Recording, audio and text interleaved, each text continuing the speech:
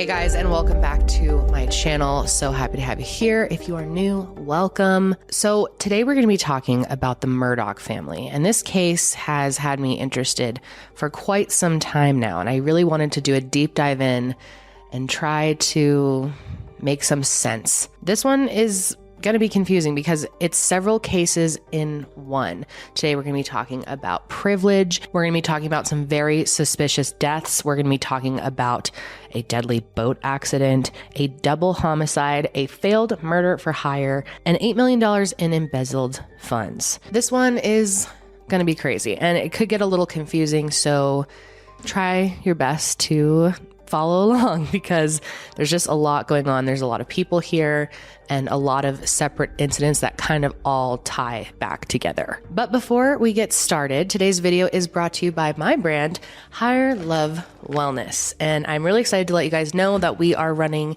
an anniversary sale this week. This company was started by my husband and I, and every year on our wedding anniversary, we like to have an anniversary sale. This will actually be our second year of this sale. So it will run from June 4th, which is our anniversary, to June 14th, and we are running 15% off site-wide. Now, some of you probably didn't even know that I have a CBD brand. I do, and I haven't talked about it that many times on my channel, mainly because we're a super small brand. It's taken us a long time to get to where we're at and to have enough supply to even bring it to my channel. Plus, YouTube is a little bit behind the game here with CBD. They used to flag every time we talked about it. So now we're good, I think. We'll see. But CBD is legal in all 50 states and most countries, and we ship to all 50 states and a lot of countries, not all of them. We're still working on a few, but let me tell you about a few of my favorite things that we carry. Most recently, we launched our pet line, and I love how these products turned out. Plus, my pets love how these products turned out. We carry a CBD oil for dogs and cats that comes in unflavored and chicken flavor, and also comes in two potencies, 1,000 milligrams and 500 milligrams. And we also have our hemp heart biscuits, which comes in oatmeal flavor, and our dogs absolutely love these. They're made with only USDA organic ingredients, and they're human grade, so you can literally just open a pack and eat them yourself if you want to. Plus, we're really proud that all of our products are made with Colorado-grown hemp. That was really important to us when creating this brand. We partner with local farmers to get the freshest hemp that we possibly can, and then we extract the CBD from that plant. And our products are gluten-free, they're non-GMO, and they're THC-free. For humans, we have our best-selling item, which is our gummies, and those come in two different flavor blends. We also have oils, we have CBD wax, and personally, some of my favorite products are our topicals. We have a roll-on cooling gel and a salve. So definitely check that out. Our website is higherlovewellness.com. There's no code needed for this sale. We're just running 15% off until the 14th. Also, we are running a giveaway on our Instagram account, which is at Higher Love Wellness Co. Also, I just wanted to say thank you to everyone who has purchased something from our brand so far. You have allowed us to grow to this point, and we are loving running this business. But let's go ahead and get into this case. Buckle up, guys. It's going to be a long one. So the Murdaugh family. Their name looks like Murdaugh. It's pronounced Murdaugh. And the father in this family is named Alec Murdaugh, even though the spelling looks like Alex Murdaugh. So just clearing up that confusion before we get started. Okay, so this family has been under intense scrutiny since about 2019. And let's talk about why. So since the 1920s, this family has lived in the low country of Hampton, South Carolina. This is a region along South Carolina's coast. It's very wet. It's a lot of marshland and swampland. And Hampton County is apparently the type of place where everybody knows each other, and one person's business is basically, everyone else's business too. I found that it's historically known for their watermelon festival. And that originated as a competition where people would come together to see who could spit a watermelon seed the farthest. And since the 1920s, the Murdaugh family has held an important role in the legal system. For 85 consecutive years, one family member has held the title solicitor, which is the equivalent of district attorney. And for over a century, the Murdaughs have really prided themselves on their ties to the law, and family pride in general is a huge thing for them. Alec, whose full name is Richard Alexander Murdaugh, graduated in 1990 from the University of South Carolina with a degree in political science and also a Juris Doctorate degree. And within 4 years of graduating, he was admitted to the South Carolina Bar Association and became known for representing people in all areas of personal injury law. And one area in particular that he specialized in was wrongful death lawsuits, which becomes important later. And in addition to his own legal work, Alec also worked part-time in the solicitor's office for the 14th Judicial Circuit. So he kept that family tradition going. Alec met his wife, Maggie, when they were in college, and then they have 2 kids together, Paul and Buster. Buster was born in 1996 and Paul was born in 1999. And the Murdaugh name is very well known in this area.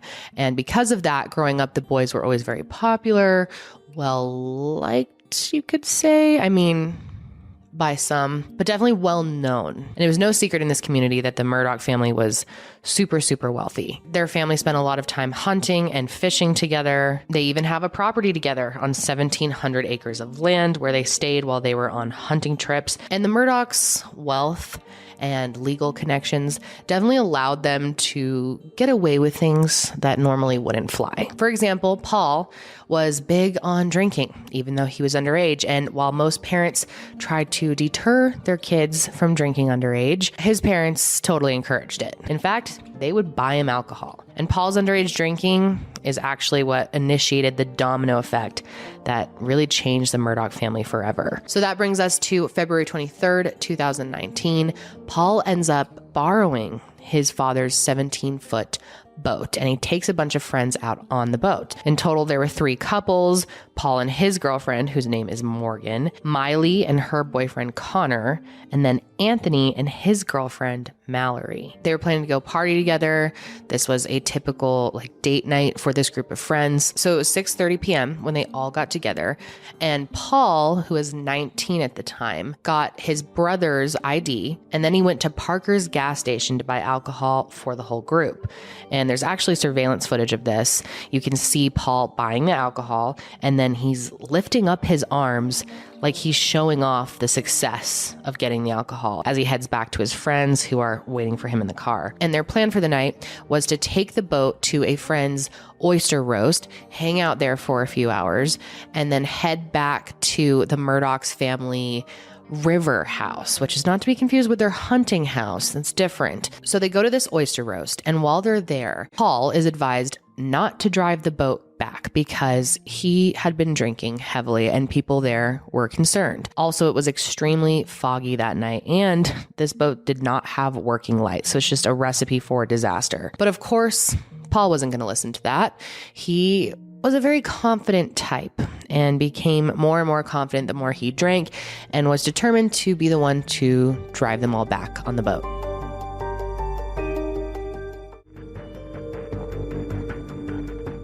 And not only that, he decides that he wasn't drunk enough. He wants to go and drink more before they get back on the boat after the oyster roast. So out of this group of 6 friends, Paul and Connor both decide they want to go drink more. So they end up going to this bar called Luther's to take shots. And yes, they go take shots at a bar, even though they're underage. So they're out taking shots at this bar. The other 4 in the group are just waiting on the dock for them. And there's actually surveillance cameras that captured the 10 minutes that Paul and Connor are drinking. They finish up and they walk out of the bar just before 1 a.m. And then the whole group of 6 walk toward the boat. And then Mallory and Anthony were kind of the group stragglers, but they were clearly enjoying each other's company in these moments. So by the time they get on the boat, the other friends in the group say that Paul is just beyond intoxicated. And that's when his drunk alter ego comes out, which they call Timmy. Timmy was a nickname that his friends gave him when he had had way too much to drink. And even though sometimes drunk alter egos can be kind of funny and fun to be around, Timmy certainly was not. When Paul drank too much, he often became very aggressive and would sometimes take off his clothes. And that night, Timmy was out in full swing, and his friends said that he was just becoming more and more reckless as the night went went on. So eventually he decides that it's a good idea to start driving the boat in circles. And several of the girls were getting freaked out and kept asking him to stop, and he would just ignore them. Then he starts leaving the wheel unattended and walking back to yell at his girlfriend while the boat is still moving. At one point, his friend said that he walked up to Morgan and he spit on her, then called her a bitch. And they said that this type of behavior was normal for him, that he was a very aggressive guy. So according to their depositions, there were several times that Paul just walked away from the wheel while the boat was still in motion. And he also would yell at any of his friends if they tried to grab the wheel. And he would continually say, I am the only one who can drive this boat. And I guess during these times that he would just walk away from the wheel, Connor would sometimes attempt to take control of the boat, but he never really actually got control of the boat. Paul would stop him, and that was really the extent of anyone else's control of the boat. So at one point, Mallory said that she felt unsafe, and she asked Paul to take them back home, but he refused. So just around 2:20 a.m., they had been on the water for about an hour, and Paul, who was still driving, sped the boat through this narrow, winding waterway in an area called Archer's Creek. And they were such low visibility that one of them, which most people think was Connor, had to shine a flashlight out in front of them. And then things went really bad. Before Paul had a chance to stop, he crashed the boat going somewhere between 32 and 34 miles an hour into the pillars of a bridge. And one of the girls, Mallory, whose full name is Mallory Beach, was sitting on her boyfriend's lap, and he was sitting on top of a cooler at the back of the boat. And when they hit the bridge, she was actually ejected from the boat. After they kind of collected themselves, they realized that she was gone. And Anthony and the rest of the group just started to panic. It was also reported that Paul fell in. Not completely sure on that, but he was able to come up right away, get back on the boat. If so, Mallory was nowhere to be seen. So at 2:20 a.m., Connor calls 911. We're in a boat crash on Archer's Creek. We're in a boat crash. You know what kind of boat? A boat crash. Okay, are you in the water or are you? We're in the boat. Okay. We have someone missing. Okay. Call in reference to a boat crash. It's 6 people on board. They currently have 1 missing. All right, it's in Archer's Creek, which is right there off of Paris Island. There's a bridge on Paris Island. They're underneath it. They crashed into the bridge. 10-4. I'll be en route to the Bell Bridge. Can you also notify Port Royal and let PMO know as well? Affirmative. We're making notification. Evidently, the girl was sitting on her boyfriend's lap when they hit the bridge at a high rate of speed, and now she's missing. He said the fog is pretty thick. At first, he couldn't even find them. They're all looking for her. They have their flashlight. They're hoping that she's somewhere around the boat. But when EMS and authorities arrive at the scene, Mallory still had not been found. Go up there. So y'all came from downtown through the creek, and that's when going way too fast. I don't even know. I finally got to the point I grabbed my girlfriend and put her in my lap in the bottom of the boat and was holding on with my eyes closed. The next thing I know, I'm in the fucking water and I can't find her, man. And even though Paul was the one who was driving drunk underage, and also responsible for the crash, he was not the main focus for the authorities when they got there. He wasn't even given a field sobriety test, and his phone was found in the bushes nearby, and an officer found it, and instead of keeping it as evidence, they gave it back to him. And there's dash cam footage that captures Anthony, Mallory's boyfriend, telling an officer good luck because he knows that Paul's father would likely get him out of this. Y'all know Alec Murdaugh? Oh yeah, I know that name. That's his son. So driving the boat. Good luck. And as it turns out, 3 of the responding officers that night actually had connections to Alec Murdaugh. So EMS is out looking for Mallory's body, and the other 5 are brought to the hospital. And this is when Paul is finally given a blood test to determine his BAC. And even though 4 hours had passed since the accident at this point, his blood alcohol content was still 3 times over the legal limit. And Paul's grandfather comes to the hospital, and he goes from room to room and tells the kids not to talk to the police. There was an officer, of course, who was tasked with figuring out who was driving the boat. And Anthony tells them that it was Paul. And they ask Paul, and he denies driving the boat. And he even says, why do you need to know who was driving? That's not going to help find Mallory. But there was some questioning over who was really driving the boat because Connor's name was brought up several times. As I mentioned earlier, Connor had tried to gain control of the boat because they all were fearing for their safety. And Connor would later hire a team of lawyers to file a civil petition claiming that he was being framed for the crash by the Murdaughs, and also that there were several officers involved in this conspiracy. And Connor and his team believed that the 5 officers purposely disseminated false information about the event with the intention of misleading the public and other law enforcement to draw confusion about who was driving the boat that night. Now, obviously, Mallory's friends and family are just devastated that she is unable to be found. And for 7 days, the Coast Guards and volunteers combed the marshes for Mallory's body. And finally, on March 3rd, 2019, after 7 days of searching, Mallory's remains were finally located, and she was 5 miles from where she was first thrown into the water. 911, where's your emergency? This is Kenny Campbell. We're on the search team rescue. We think we found her. And from the night of the crash, Mallory's family and other people in the community just knew that Paul would never face legal consequences for what he did just because he was a Murdaugh. But of course, her family was going to try. They filed a wrongful death lawsuit against the bar and the gas station that sold them alcohol underage, and also against Alec and Maggie, Paul's parents, who, quote, willfully contributed to their son's underage drinking. And despite people doubting that this would actually happen, Paul was indicted for boating under the influence causing death and 2 counts of boating under the influence causing great bodily injury. And Paul was indicted on April 18th, 2019, which would have actually been Mallory's 20th birthday.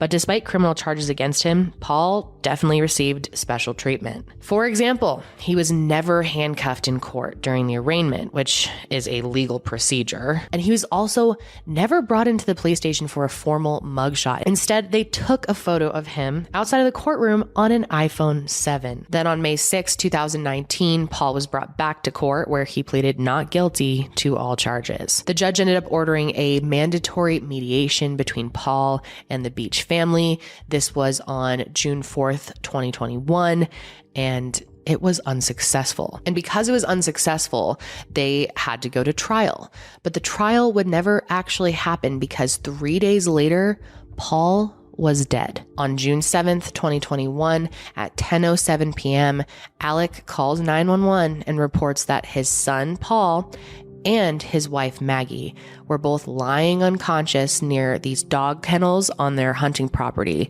and that they both had gunshot wounds. At this time, the Murdaughs were staying at their hunting property full time. This is Alec Murdaugh at 4147 Moselle Road. I need the police to answer immediately. My wife and child just shot badly. Okay, and you said it's your wife and your son? My wife and my son. Are they in a vehicle? No, ma'am. They're on the ground out at my kennels. Okay, and did you hear anything, or did you come home and find them? No, ma'am. I've been gone. I just came back. And you sure they're not breathing? They're not. Neither one of them's moving. I don't want you to touch them at all, okay? I don't know if you've already touched them, but I don't want you to touch them just in case they can get any kind of evidence, okay? I'd already touched them trying to get to see if they were breathing. Okay. Well, I just don't want you to move anything just in case they can get any kind of evidence, okay? How old is your son? 22. Okay. All right. We're getting them out there to you, okay? And I will answer if you call. All right. And news that the 2 of them had died spread very, very quickly. A murder mystery playing out behind the gates of this hunting lodge here in Colleton County as one of the most high-profile families in the Low Country are mourning the loss of a son and his mother. The South Carolina Law Enforcement Division and Colleton County Sheriff's investigators have been on scene all day and night looking into a gruesome discovery on Moselle Road in Islandton late last night. SLED tells News 3 both had at least one gunshot wound. According to several sources, their bodies found by Maggie's husband and Paul's father, Richard Alexander Murdaugh. It was determined that Paul and Maggie died sometime between 9 and 9:30 that evening. And what's so strange is they were shot with two different guns. Paul was killed with a shotgun and Maggie was killed with a rifle. And obviously this property is a hunting property, so several guns were seized from their home. And it was later discovered that at least one of the guns that was used in this murder belonged to the Murdaughs. So the South Carolina Law Enforcement Division, commonly known as SLED, took over the case right away. And partly because the county didn't have enough resources to investigate a double homicide, and also because Alec was so well connected with law enforcement. And only a day after the shooting, SLED announced that there was no danger to the public. A SLED spokesperson tells me that while this is being called a double homicide, there is, quote, no danger to the public, and that at last report they were not looking for suspects in the case. So the fact that police came to this conclusion so quickly led people to believe one of two things. Either they already knew who the killer was, or the family had been specifically targeted. So one of the theories that people had right away is that maybe this was some type of revenge killing for the death of Mallory Beach. Just 3 days prior, that mediation meeting had failed. But investigators said that everyone involved cooperated fully and provided alibis and offered DNA samples to clear themselves of any possible connection. And the second theory that was really going around right away was that this was a revenge killing for the death of Stephen Smith. So let's talk about Stephen Smith. He was a teenager living in Southampton, and he died back in 2015, and his death remains unsolved. It was July 8th, 2015, and his body was actually found in the middle of the street, 6 miles away from his home.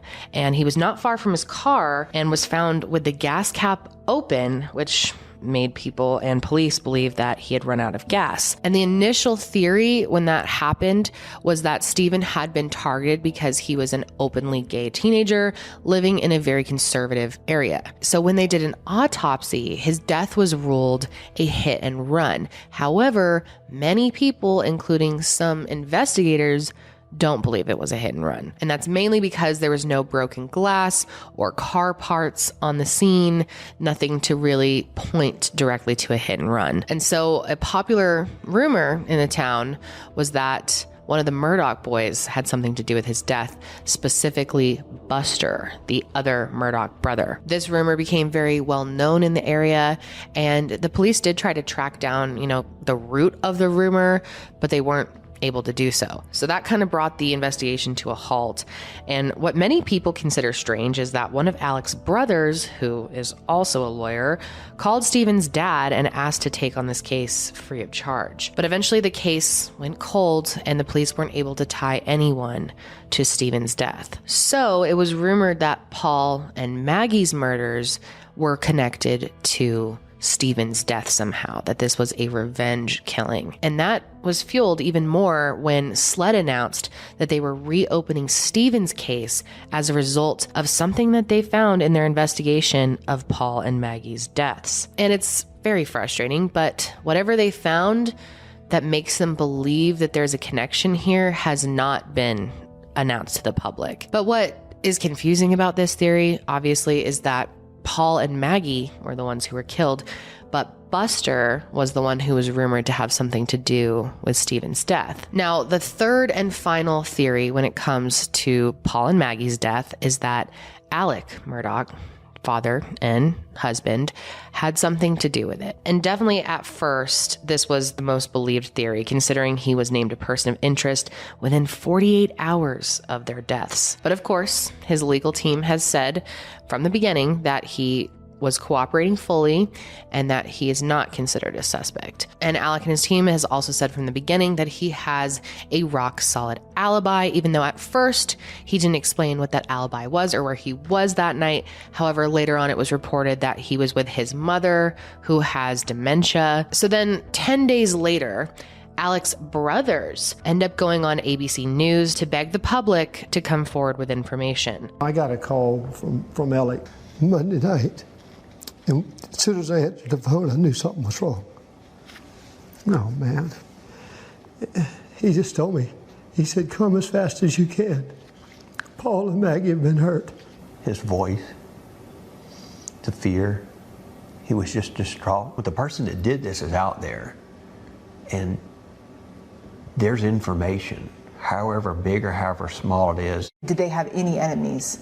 I really don't know of any enemies. You hear all this talk on the, social media with regard to Paul, but I don't know of anybody that would truly be an enemy or truly want to harm them. And they mentioned that Paul had received death threats just weeks before, but they don't believe that these threats were credible. By June 25th, 2021, a $100,000 reward for information leading to an arrest was posted by Alec himself, but the reward had a deadline, and that was September 30th, 2021. But what's weird is that between June and September, Alec never made a public appearance or commented asking for the public to come forward with information about the murders of his wife and son.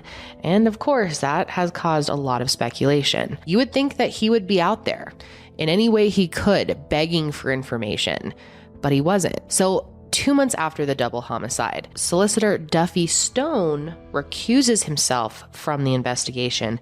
And as solicitor, he would have acted as the prosecutor in the case. And he cited that there were, quote, developments in SLED's investigation that led him to this decision, although he didn't state exactly what those developments are. It is a decision based in legal ethics. My relationship with them as victims of this crime, as potential witnesses of this crime, does not conflict me out of this case and does not put me in a position of having to step aside. Stone says he only decided to step aside from the case after consulting with University of South Carolina legal ethics professor and expert Dr. Greg Adams. I knew that there was an ethical issue and I needed advice on it. I got that advice and I followed the advice, and that's what prosecutors are supposed to do. You don't just get out of a case because it's uncomfortable or because people are saying you should. But a lot of people believe that he recused himself because he discovered evidence that may have pointed towards Alec's guilt. Of course, that is not confirmed, but I wanted to note that because many people think that. But he did say that something definitely changed in the case that led him to that decision to recuse himself. But he said that telling the reason exactly would violate his ethics. There was something that changed before you sent that letter to the Attorney General's office. That's correct. It's something you can't talk about. And I cannot tell you what it is. It would not be proper for me to tell you what it is, because then I would be violating the exact same ethics that I have followed since the very beginning of this case. So if I asked you, does it have anything to do with the suspect in the case? I wouldn't tell you. If I asked, it had to do information in evidence that was found in the case? I wouldn't tell you that either. How complicated is this case? The event happened, what, 2 months ago? Nobody's been arrested? That should answer your question. I think you sign up for this job recognizing that you're not always going to make the popular decision.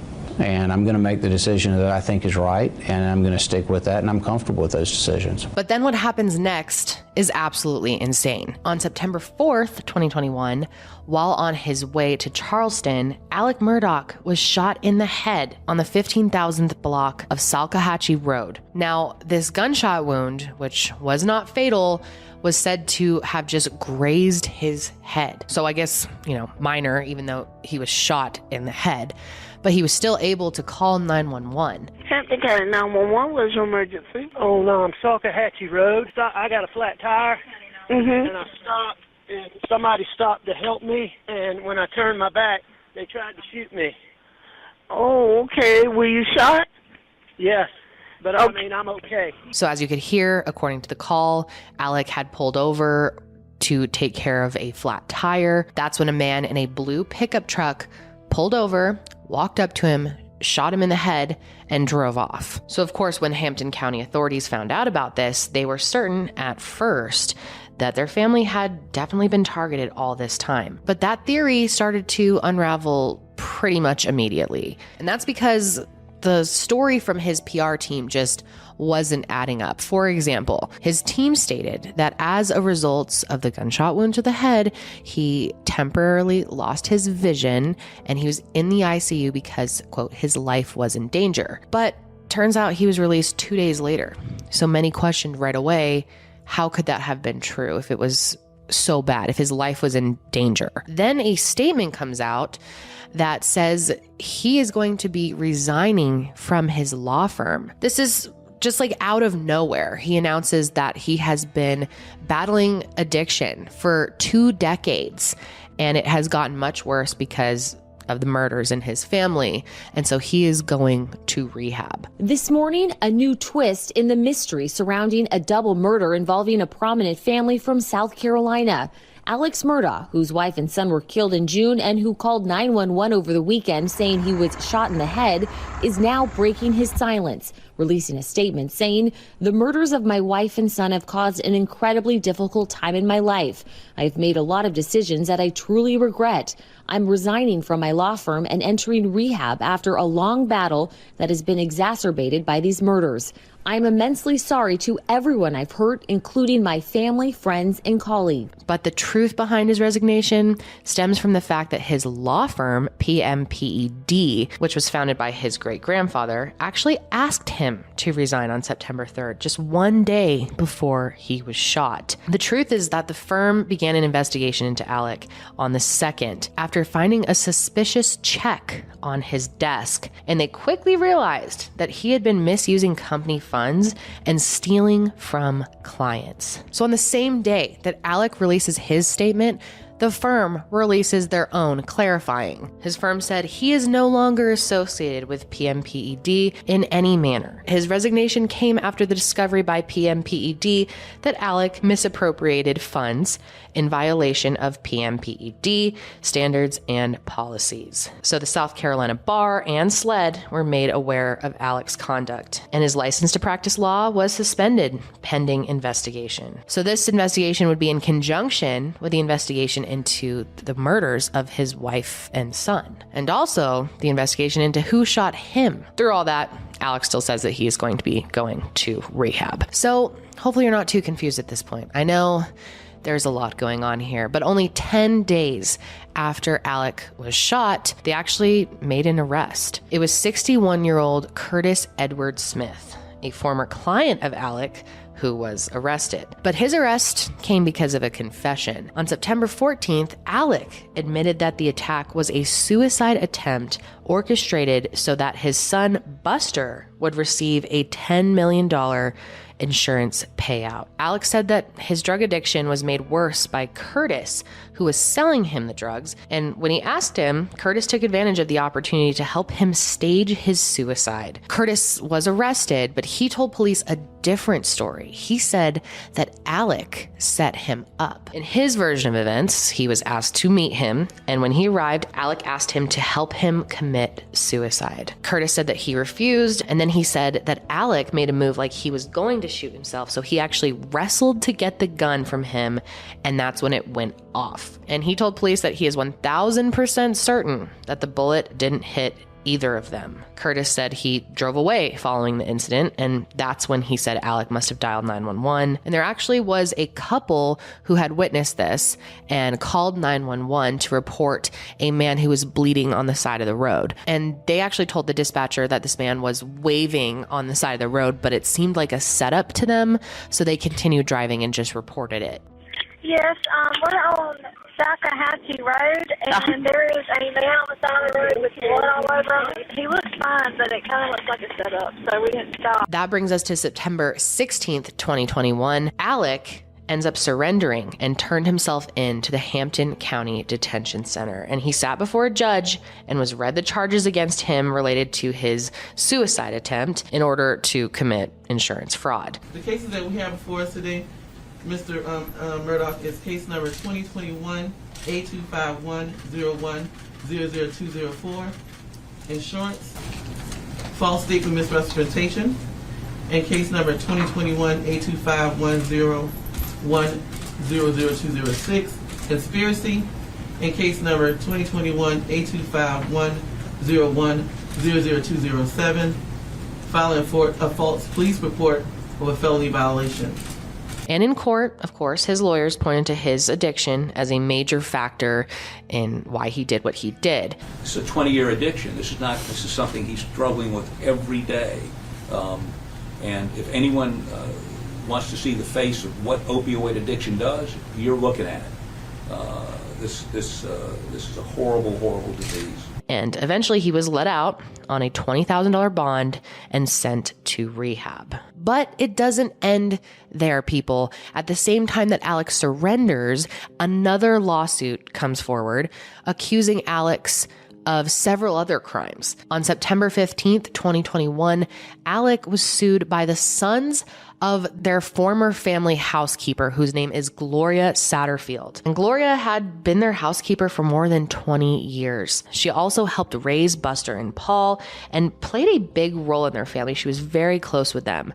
But on February 2nd, 2018, Gloria was found at the bottom of a staircase in their hunting property home. Maggie was actually the one who found her, and she called 911. 911, where's your emergency?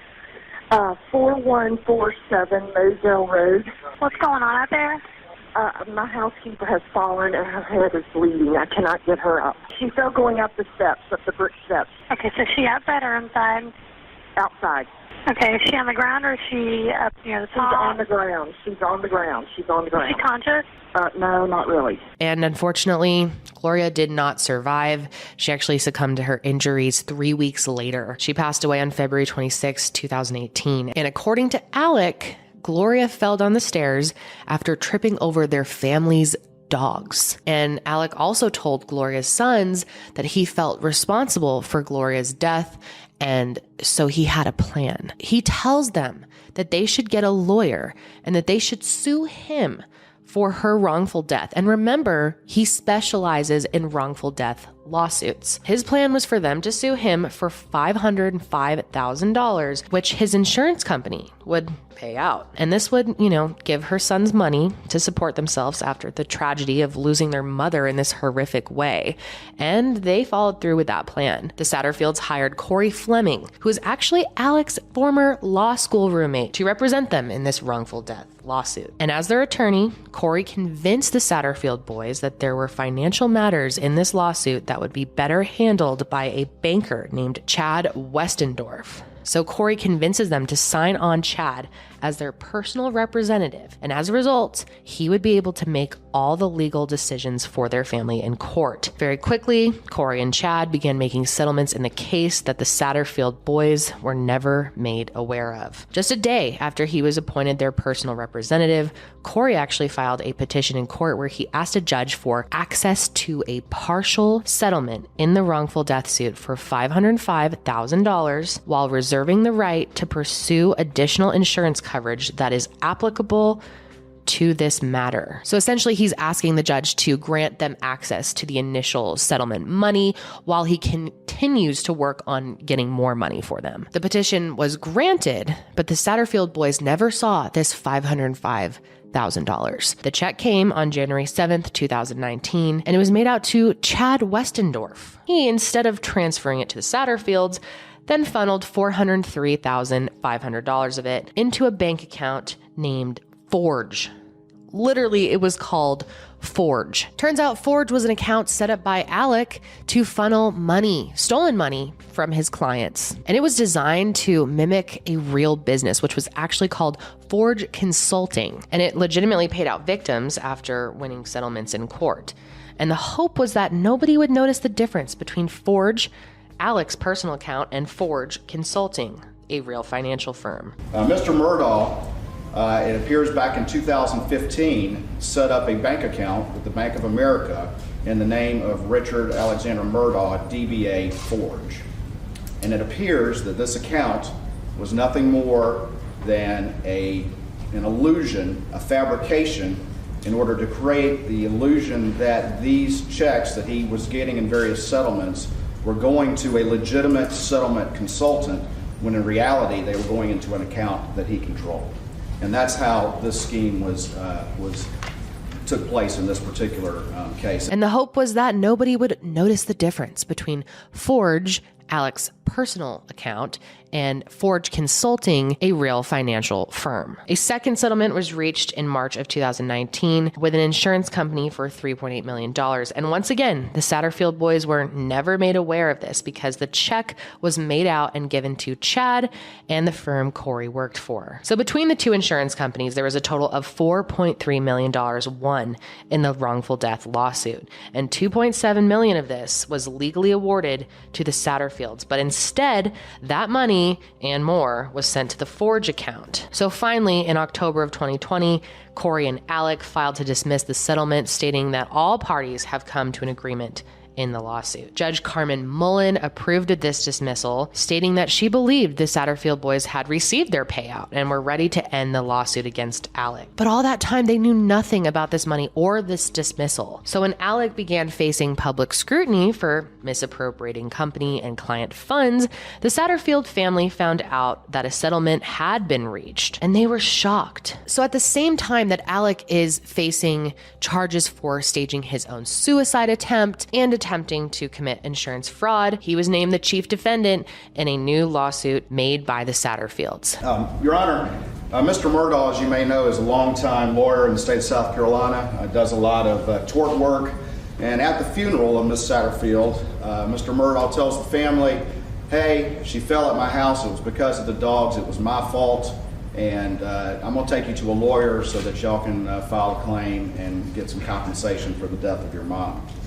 And he takes the boys to a friend of his, a very close friend of his, a person by the name of Corey Fleming. Luckily, in that lawsuit, a settlement was reached, so Gloria's sons received 100% of the money. And on October 1st, 2021, it was agreed that the Satterfields would receive $4.3 million for Gloria's estate. And SLED also announced that they are going to be doing an investigation on Gloria's fall. Turns out there was never an autopsy done. So all of these lawsuits and investigations are happening at once. And this is just the tip of the iceberg. It recently came out that while the $3.8 million settlement was underway, Corey asked the same judge who later dismissed the case not to file the paperwork associated with the settlement. Not filing the settlement with the county clerk would keep it off public record, which they claimed they wanted because of the boating incident that had just occurred. They said there would be, quote, unwanted scrutiny of Alec's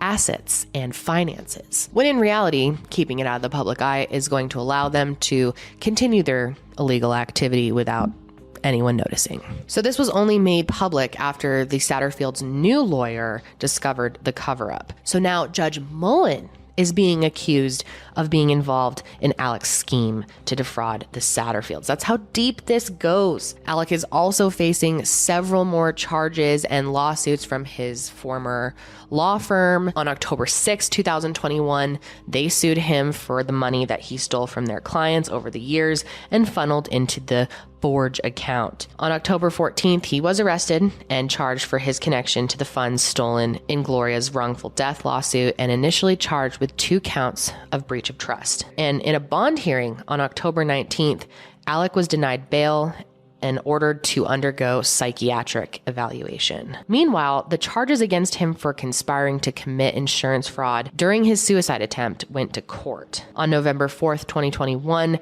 Alec was indicted for filing a false police report, conspiracy, and false claim for payment. Curtis, his alleged shooter, was indicted on assisted suicide, assault, and battery of a high aggravated nature, pointing and presenting a firearm, insurance fraud, and conspiracy to commit insurance fraud. Once again, at that point, Alec was denied bail, and on December 9th, 2021, 21 new charges were brought up against him, including 9 counts of breach of trust, 7 counts of computer crimes, 4 counts of money laundering, and 1 count of forgery. These new charges are all related to crimes that he committed against his own firm and clients. And by the end of 2021, Alec Murdaugh had a total of 48 indictments against him, and it was discovered that he had defrauded an amount surpassing $8 million.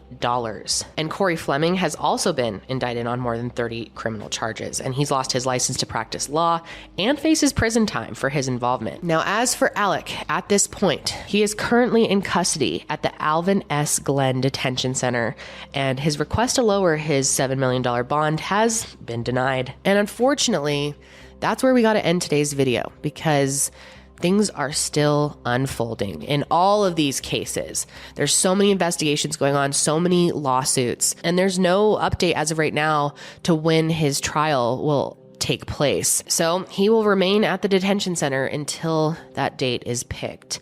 But I am so curious to know what you guys think about all of these different cases, all of these deaths. I mean, this is so insane. I still feel like there is so much more here in all of these situations that we just don't know. That, you know, this family is being protected in a lot of ways, that Alec was able to just pull strings. It's great to see, you know, this unraveling for them slowly, but I mean, more is going to unravel over time. That is going to be it for me today, guys. Thank you for joining me for another episode, and make sure you follow the show on Spotify and Apple Podcasts. It really does help me out. If you want to watch the video version of this show, you can find it on my YouTube channel, which will be linked, or you can just search Kendall Rae. I will be back with another episode soon, but until then, stay safe out there.